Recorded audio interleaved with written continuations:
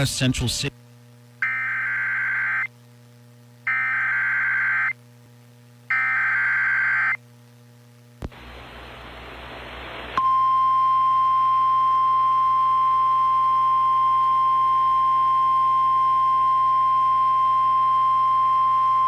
Tornado warning information. The National Weather Service in Hastings has issued a tornado warning for northwestern York County, central Hamilton County, central Merritt County, southwestern Polk County, until 2:30 p.m. At 2:13 p.m., a severe thunderstorm capable of producing a tornado was located over Giltner, or 15 miles southeast of Grand Island, moving northeast at 70 miles per hour. Expected hazards include tornado. This is a radar-indicated threat rotation. The following impacts are expected. Flying debris will be dangerous to those caught without shelter.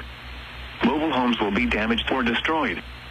Damage to roofs, windows, and vehicles will occur. Tree damage is likely. This dangerous storm will be near Hampton and Marquette around 2:25 p.m. Polk and Hortville around 2:30 p.m. This includes Interstate 80 between mile markers 323 and 333. Take cover now. Move to a basement or an interior room on the lowest floor of a sturdy building. Avoid windows.